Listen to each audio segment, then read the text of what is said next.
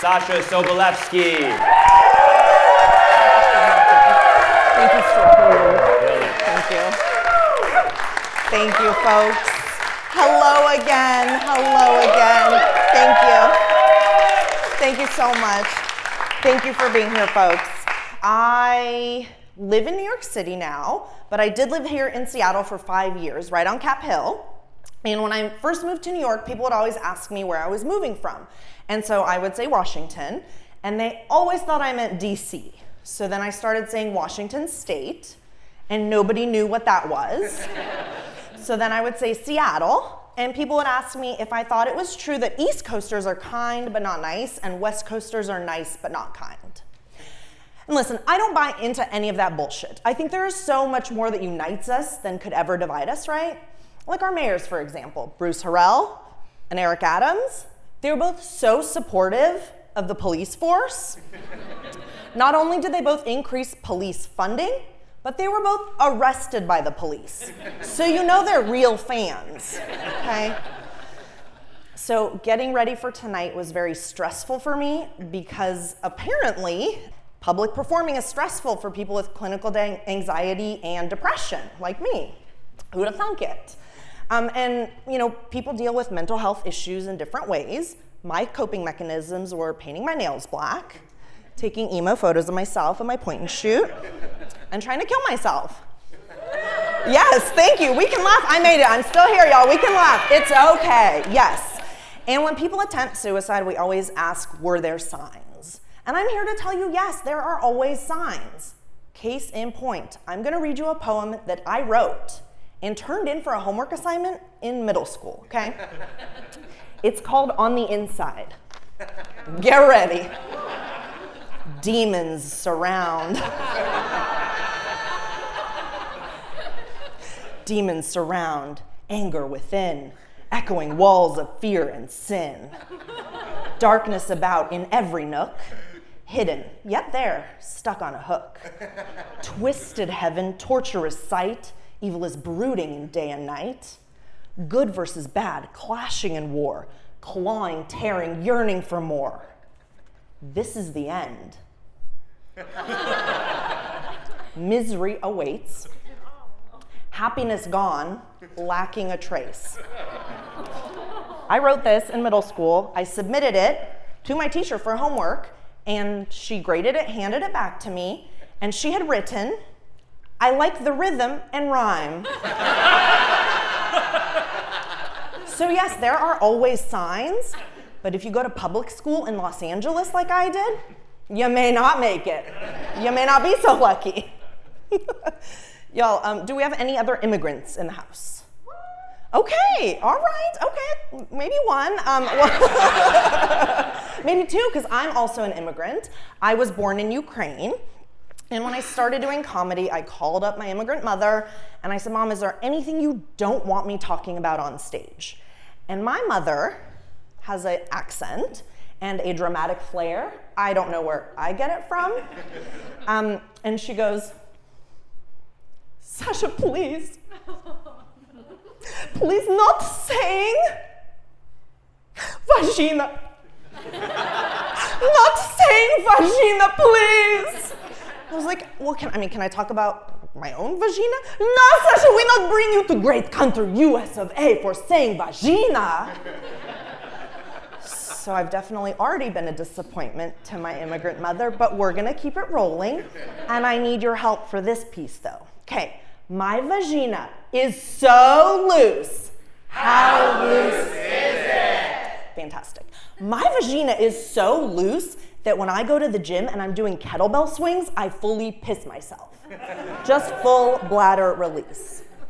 And so I've been going to pelvic floor physical therapy, and that's the funny part. I'm done. I was not prepared for my physical therapist, Jackie, to be inside of me for 30 minutes twice a week. Jackie has lasted longer than any man I've ever fucked. So if y'all are looking for a good time, you get on a plane, you go to New York, you go to NYU Hospital, you ask for Jackie, tell her Sasha sent you, she'll show you a good time. So my parents, their version of discipline growing up was very, very old school and very harsh. So like in the US, you get things like no TV or no dessert. My parents would threaten to take me to an orphanage. Yes, so I was like 6 or 7 and they would have me keep a plastic bag full of like old dirty clothes and shoes in my closet. And when I was bad, which usually meant like not wanting to finish dinner, like really bad shit, they would make me take that plastic bag, they would plop me in the car, drive me in circles around the neighborhood saying they were taking me to the orphanage until I was like sobbing and begging forgiveness. And I know this sounds really bad, and it was, but also, shouldn't they have been embarrassed to take such a bedraggled, dirty kid to an orphanage? Like, what would people think, right? Embarrassing for them. My mom, you met her earlier, she would always say, growing up, Sasha, you are too American. You're too American, very American. And I think she was right, because I did not know that there was a Russian happy birthday song. So, quick little side, even though I was born in Ukraine, I grew up speaking Russian because fuck the Russians. So yeah, I was at a Russian restaurant with some friends for dinner, and there was a birthday, and so the waitstaff all came out and were singing happy birthday. Y'all, I had never heard this song before in my life, because I'm too American. This is what I thought the Russian happy birthday song was, my whole life, okay? Happy birthday to you, happy birthday to you, happy birthday, дорогая Сашенька, happy birthday to you. So mom was right. Thank you. But I almost didn't have a birthday because I almost wasn't born. Yes. And you may be thinking to yourself, she was probably an accident, but it's much more sinister than that. So in Ukraine, my family grew up very, very poor. My mom, for example, grew up in a 1-bedroom basement with 10 family members, and there was one bed, so whoever got home first got to sleep in the bed. It was great. Sorry. It was not great. And so my mom also had a very, very hard time giving birth to my brother, my older brother, back in Ukraine, the Soviet Union. There was like a public birthing room with 20 women all giving birth like at the same time, I guess. There was like no anesthesia. My dad wasn't allowed in. Like it sounded awful. And so my mom was like, I will never do that again, which is completely fair. But she's also not gonna stop fucking, because if there's anything us Sobolevskys love, it's getting it in, y'all. The unfortunate part was that there was no birth control. Like, the food was hard to get, right? There were food lines. My mom would always be like, Sasha, your father, waiting for 5 hours, 1 banana, in the rain, after Chernobyl. Right, so you can't get birth control, what are you gonna do? The primary method of birth control back then for most women was abortion. And it's funny because, that's a funny word for it. It's funny because that's like the one thing my conservative family and I agree on.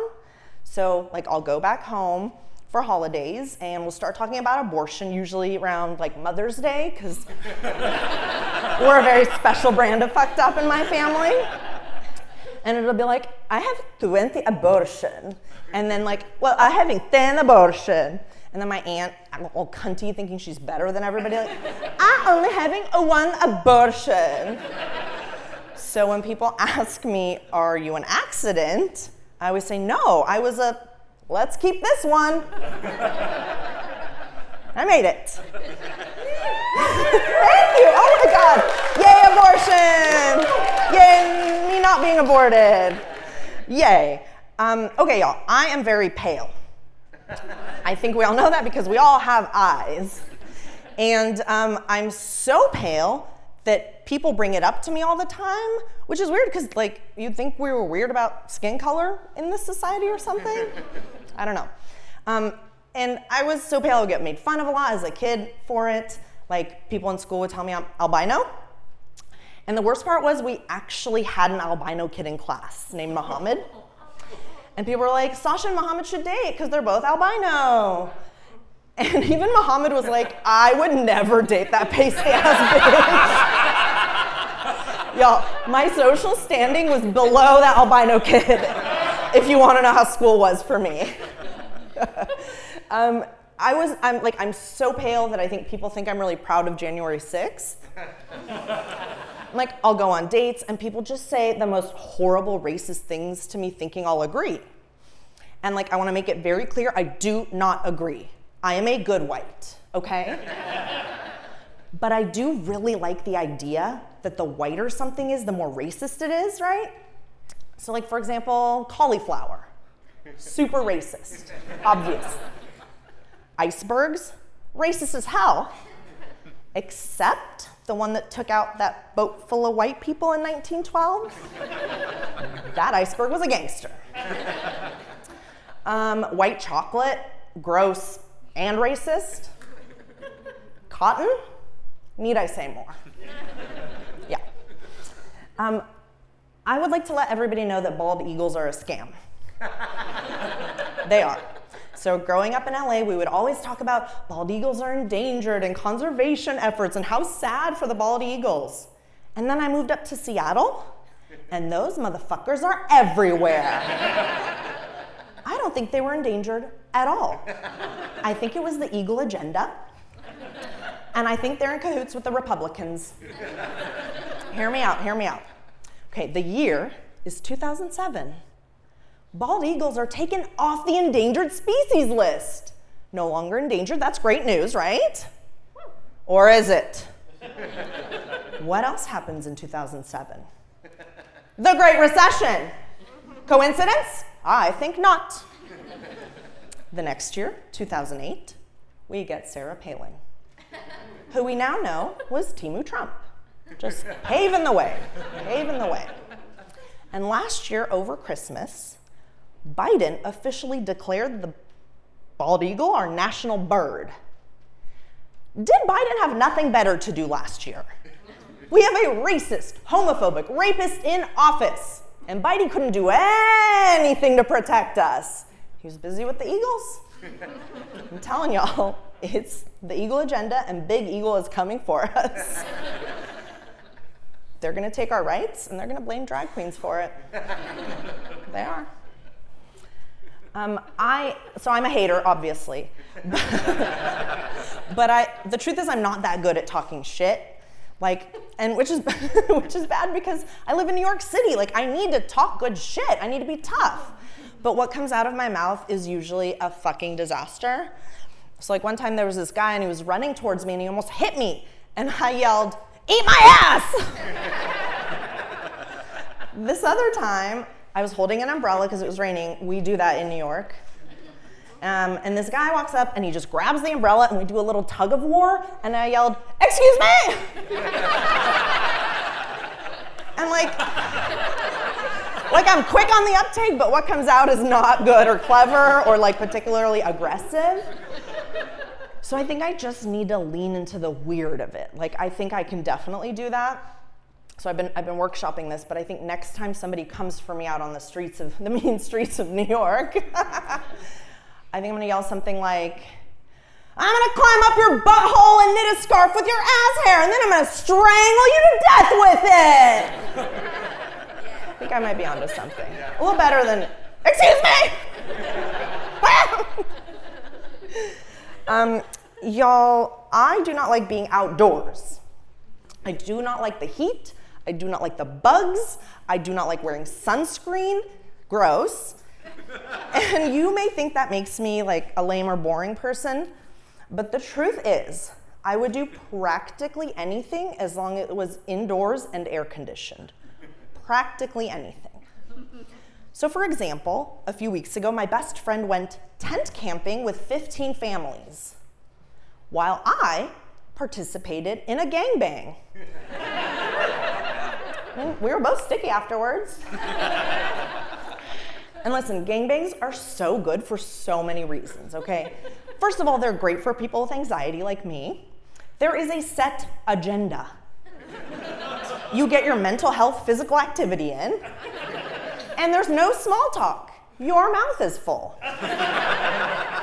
Stupendous.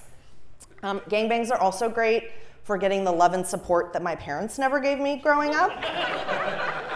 So like afterwards, a bunch of people were coming up to me like, Sasha, great job, you looked so good, like that was so fun to watch.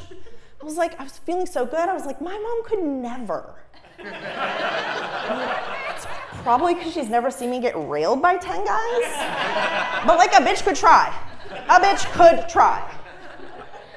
Gangbangs are also the only place that I have found that there is no toxic masculinity. I know, it's surprising, but hear me out. Have you ever seen a man go down on a woman so that another man has enough time to get hard again, and then they high-five each other as he taps in? It is beautiful. I mean, it really is. There is no male loneliness epidemic at a gangbang. It's great. So yeah, on the same note, I was I was hooking up with this guy. He was from Honduras and he spoke no English. And it was the best relationship I have ever had. I didn't have to listen to any of his stupid ass ideas. I didn't understand him anyway. But he was so young, y'all. He was 23 and I was 36.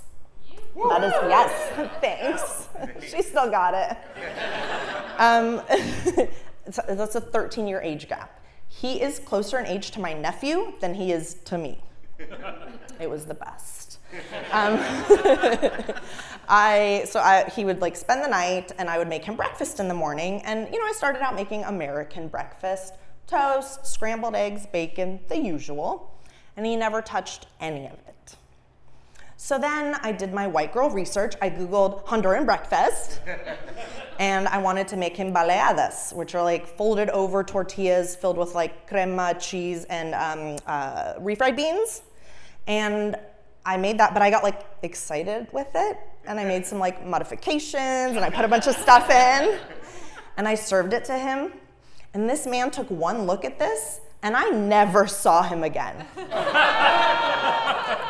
He moved to Texas, where they love Central American immigrants who don't speak English. So I'm still single, and nobody is surprised. Does anybody here like using bidets? Yes. Okay, stop clapping. I fucking hate them. Using a bidet is like being butt-fucked by a water robot. And now we all know what you're into. Nasty. You're nasty. And like the water robot doesn't even have a good-sized water dick. It's always too wide or too narrow. The pressure's off. Like it's always anal assault mode. Or like, is it in yet? I mean, like robot sex should be at least as good as human sex. At least. But it is worse. At least the human doesn't turn off mid-action. Okay, neither the bidet nor my ex could ever make me come. But at least I guess the bidet doesn't mansplain it to me, right? Like, babe, I just think you're one of those chicks who can't come. And I'm like, sir, you have been stabbing your dong in my taint for 10 minutes? You can fuck right off. Forever. I have a very important PSA for all of you. Oh, I'm gonna take a sip of water first. Is that okay? Great, my lips feel dry. Okay, sorry. We're gonna get back to my PSA. Oh my God, I feel so good, my mouth is so lubed. Okay, oh God. Love it. Grayson, what do? We gotta wait for it to dry? Okay, PSA for y'all, very important, public service announcement. Customer service representatives can see the secret code words that you set up on online accounts. They can. I, one time, needed to make a phone call into customer service about my savings account. I know I'm bougie. I have a savings account. So I called in, and they were like, ma'am, fuck that, I'm not a ma'am. What is your secret code word? And I had set this online account up years ago. I had no idea what my code word was.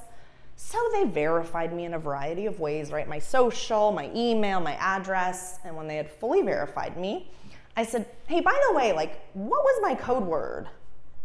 And there was a very long pause. And the customer service representative whispers, I said, excuse me? She goes, slut butt. I said, how is that spelled? S-L-U-T-B-U-T-T.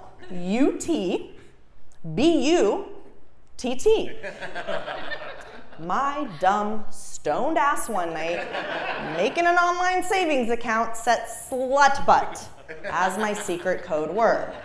So may this be a warning to y'all, they can see that shit. So I love weed, even though it makes me do stupid shit like set slut butt as the code word for my online savings account. I also love Coke, but that's not like as cute of a habit, you know? When I was moving to New York, I was listening to a lot of The Weeknd's music, and that man was hyping me up, y'all. He was like, Sasha, you're gonna go to New York, you're gonna fuck bitches and do blow. And I was like, yeah. And I did, y'all. When I first moved there, I did. Woo! But then I realized two things. One, I don't love pussy. I know, it's the worst thing about me. There's nothing worse. And two, Coke gives me really bad sinus infections. It's very sad. So I've been trying to figure out different ways of doing it, but it's really hard. Like every time I Google alternatives to snorting Coke, it gives me helplines. And like, I don't need help quitting, I need help doing it better.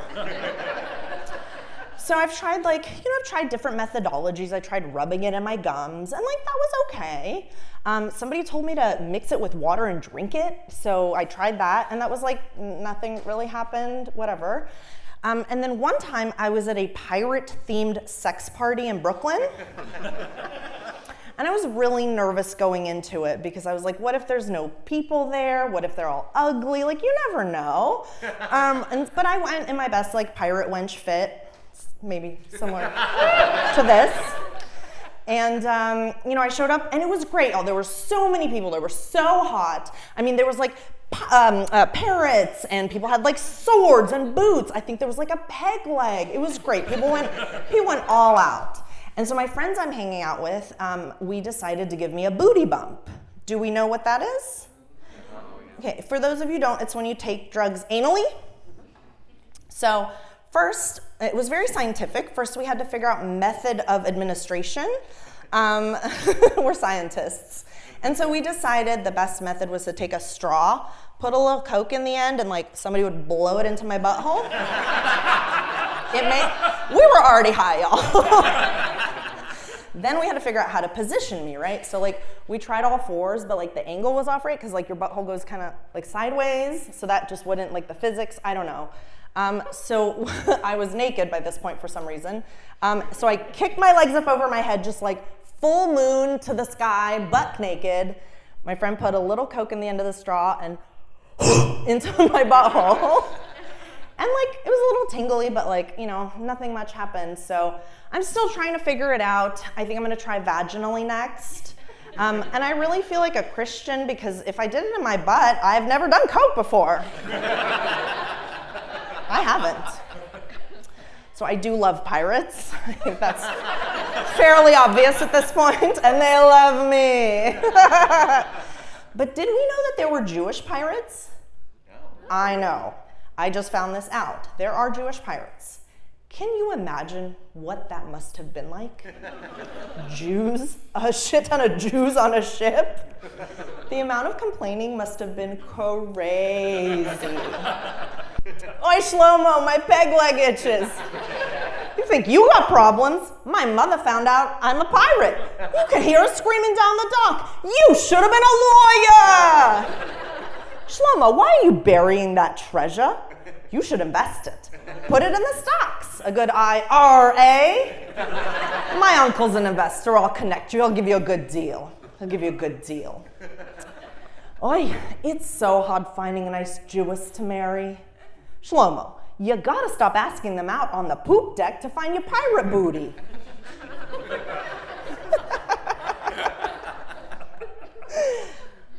You think the captain's Jewish? No, pirates are not Jewish. Blackbeard is. Have you seen those curls? A rabbi should be so lucky. And Davy Jones. Okay, there is no way Davy Jones is Jewish. Yeah, his birth name is David Ezra Josephson. And look, that was not anti-Semitic because I am Jewish. So we're chill. We're totally fine now. And like everybody's talking about anti-Semitism nowadays, I feel like. This is anti-Semitic and that's anti-Semitic. You know what I think's anti-Semitic? Escape rooms.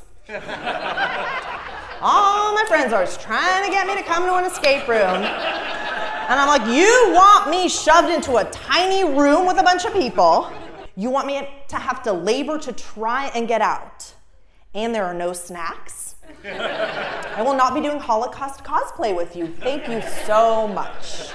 None of that for me. So even though I'm Jewish, I do love Jesus.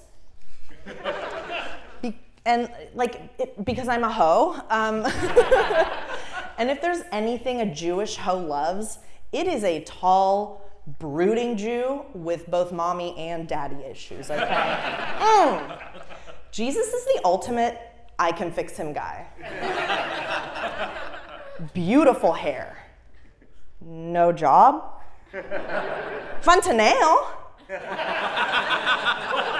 Doesn't have a home. Great hair. We already said that. He just has such great hair. And Jesus is so fucking sexy. Why do they make him so fucking sexy on the cross? Why? If they didn't want me jerking off by the church, they should have thought of that beforehand. I'll be out there like, oh, wash my feet. Oh. What would Jesus do? Baby, what wouldn't Jesus do? That man has total sub energy.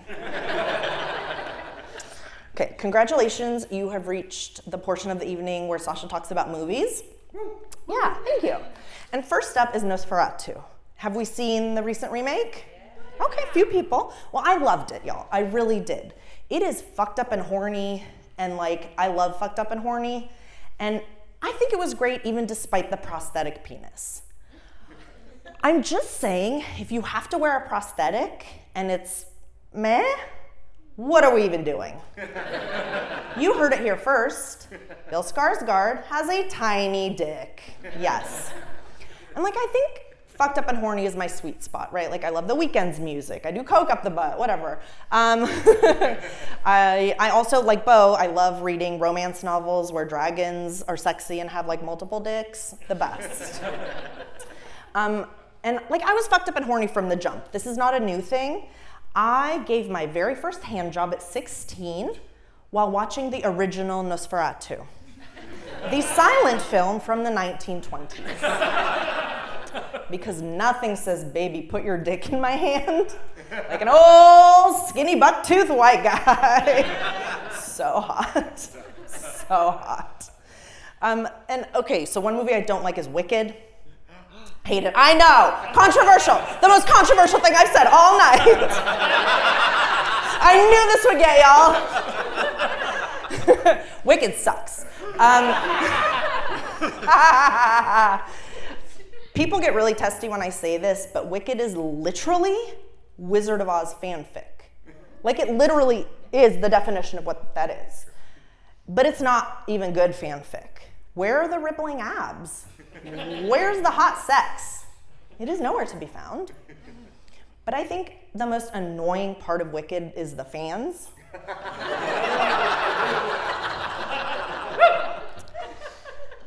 They all need to shut the fuck up. Nobody cares if you're a Glindo or an elephant.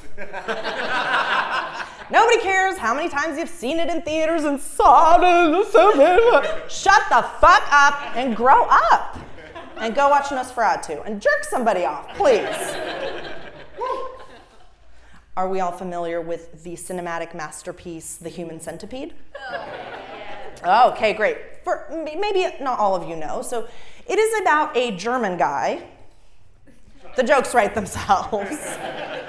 So German guy kidnaps a bunch of people, lines them up, sews their mouths to each other's buttholes in a human centipede.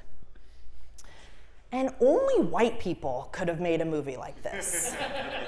Only white people could have a whole feature film written, produced, directed, premiered about an ass-eating kink. Only whites. But you know who's even worse than the German whites is the Australian whites. They made a Human Centipede musical. This is a true story. You can look it up. Human Centipede, the musical. And I've done a lot of thinking. I haven't seen it, but I've done a lot of thinking of what those songs could have been like. So maybe they did a little like show tunes, right? Come on, babe, we're one digestive tract.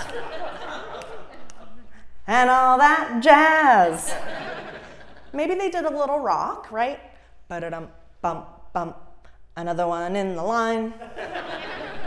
Maybe a little pop. Yeah. Stitch me, baby, one more time.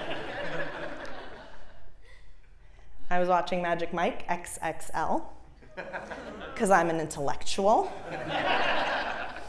And for those of you who don't know, the plot of Magic Mike XXL is that Magic Mike quits stripping. I know, it is very sad, but don't worry, y'all. His stripper squad gets together and begs him back for one last show because he is just that good at shaking his dong. He really is. I've seen it many times. I mean, imagine being so good at something that if you quit, people beg you to come back. But my day job is as a project manager. And if I quit project management, nobody would give a shit. The project management convention would not come knocking on my door like, Sasha, we need you for one last spreadsheet. And I'd be like, I'm sorry, y'all. I've already hung up my pivot table thong. And they'd be like, but Sasha, nobody can do the triple swirl V lookup like you can. I'd have to be like, I'm sorry, guys, find someone else. I have spreadshat my last sheet. Folks, that is all I have for you. Thank you so much for being here. Thank you so much. Thank you. I want to fuck you. Thank you, want to fuck you. Thank you so much, everybody. I really appreciate you being here. Thanks to Bo. Thanks to Comedy Sports. Thank you all. We did it. Thank you so much. Oh my God, I'm getting cash thrown at me. Oh my God. Wait.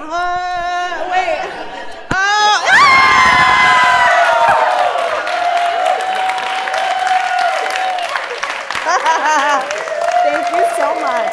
Oh my God, this is the most money I've ever made from comedy, y'all. $4.